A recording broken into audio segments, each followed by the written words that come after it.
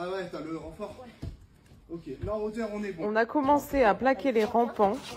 Et contrairement à ce que disent certains, sur des plaques si grandes, notre lève-plaque ne fonctionne pas pour plaquer de billets. Du coup, c'est Bibi qui a servi de lève-plaque. Et franchement, ça se fait plutôt bien, à part pour certaines plaques récalcitrantes. Pour celle-ci, par exemple, où on s'y est repris maintes et maintes fois. Ouais, faut que tu décales. Ouais, là on est bon.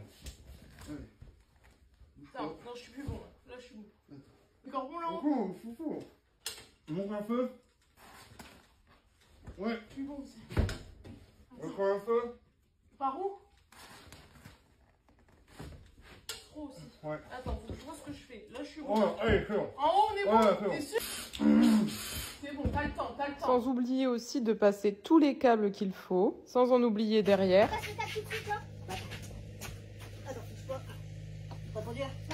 Donc on a fait tout un côté de l'étage, donc ça fait à peu près 10 mètres et il nous restera encore tout l'autre côté à faire. Après avoir posé le placo sur les rampants, on fait une pause et on s'attaque au redressement avant de poursuivre avec l'autre côté. Et bien sûr, on fait bien des coupes à 45 degrés. On monte encore quelques plaques pour pouvoir poursuivre. Mine de rien, on en aura monté pas mal des plaques. Cette fois, on a choisi de mettre les plaques à l'horizontale pour avoir le moins de bandes possible. Là, tu me vis sur moi, en fait, je suis bon là. Monsieur qui est reparti sans visseuse. Et là, c'est l'heure du drame et vous allez comprendre le pourquoi du comment Antoine a crié comme ça. Tu me cries quand je dois venir. Le petit coup de stress et un petit temps de réaction pour comprendre ce qui se passe. T'es con toi, trou du cul va. Le thé con trou du cul, c'était cadeau. Bref, pas le temps de niaiser, on y retourne. Sans oublier de passer les câbles pour la télé. Le câble, tiens le câble. Et le retour des petits cris virils d'Antoine. Ça y est, il y a un côté de terminé, maintenant on peut s'attaquer au deuxième. Elle est à peine assez longue. Vas-y, on en parlera.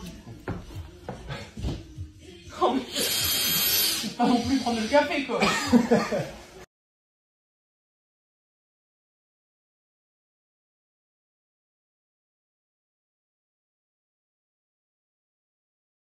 On a plaqué les rampants de l'autre côté et cette fois on était au-dessus de la trémie. Il y avait donc moins de place et c'était plus galère. Mais on a fini par s'entendre sur la solution pour ramener la plaque au bon endroit. De ce côté, on était un peu moins sur la même longueur d'onde. S'il faut descendre, je descends. Attends, j'ai pas l'escabeau, tu me tiens. Ça, c'est le gros défaut d'Antoine. Il t'appelle, donc t'arrêtes tout. Tu m'énerves. Mais au final, quand t'arrives, il n'est pas du tout prêt. Et avant d'avoir les remarques, on fait bien une coupe à 45. Pour l'instant, on met 2 languettes pour pouvoir continuer les pignons. Car il y a un petit souci au niveau du Velux, du coup, on ne plaque pas tout. Non. Bah ouais, si. Ah bah si. Non. Non. Bon non. Petite biche, non? Si, petite biche. Ouais, bah ouais, non mais... Tu vois comme Achète, ça, moi. Oh, c'est quoi ça? T'as entendu comme moi, ouais? C'est au niveau du Velux qu'il y a eu un truc. Et là, on dit merci la vidéo pour savoir ce qui s'est vraiment passé. On pensait que c'était au niveau du Velux, mais non, en fait, c'est juste la plaque qui avait bougé. Donc, à part autour du Velux, la périphérie est terminée. Maintenant, on s'attaque au pignon. Ça va être la merde, ça. Et contrairement à ce que beaucoup peuvent dire, on met bien des fourrures sur les murs en parpaing et non pas des montants. Pour cela, on vient mettre une lisse sur tout le tour. Et ensuite, on viendra mettre nos appuis plus les fourrures. Donc je positionne 2 appuis tous les 60 cm, donc un sur la fourrure du bas et un sur la fourrure du haut. Normalement, une seule fourrure sur toute la hauteur, ça suffirait, mais nous, on préfère toujours en mettre 2 pour être sûr. Ensuite, on positionne notre laine de verre et on peut venir fixer les fourrures.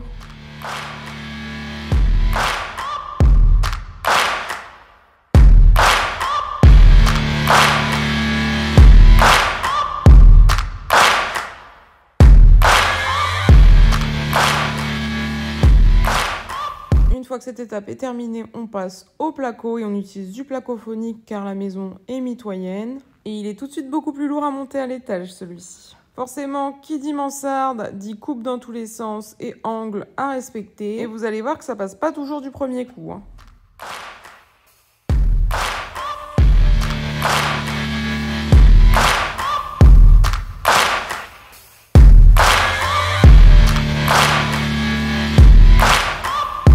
Petite astuce, quand tu veux pas déranger ton partenaire de travaux, on utilise tout, les pieds, les mains, la bouche. Donc là, j'isole le conduit de cheminée avec de la laine de roche. On va éviter de se faire avoir comme dans notre précédente construction. Et ensuite, on peut commencer à railler le pignon. Antoine a 2 doigts de la crise de nerfs avec sa vis et sa visseuse. Donc il positionne une fourrure à l'opposé, il la met bien d'aplomb pour pouvoir venir fixer sa lisse bien droite. Oui, là on a dû mettre un montant par contre. J'aligne tous les appuis bleus et ensuite on va pouvoir venir installer notre laine de verre. Donc c'est de la Isover en 120 d'épaisseur. Toujours en train de se jeter des fleurs celle-là, vraiment. On vient couper les petits pics car ils sont un peu trop longs et ils ont tendance à déformer la fourrure. On met le dernier petit bout de laine et on peut commencer le placo. Ça c'est la petite astuce qui va bien quand t'as pas de râpe à placo. Je m'occupe de plaquer pendant qu'Antoine part sur une autre mission. Bon, je dis ça, je dis rien, mais la coupe est encore une fois parfaite, hein. Je passe à la deuxième plaque, un peu plus grande celle-là, mais ça se fait très bien quand même. Et là, je suis en train de faire une mini boulette parce que je devais passer un câble avant de mettre la plaque. Je rectifie et c'est good. Bon, par contre, quand il y a un encadrement de fenêtre, c'est toujours un peu plus galère.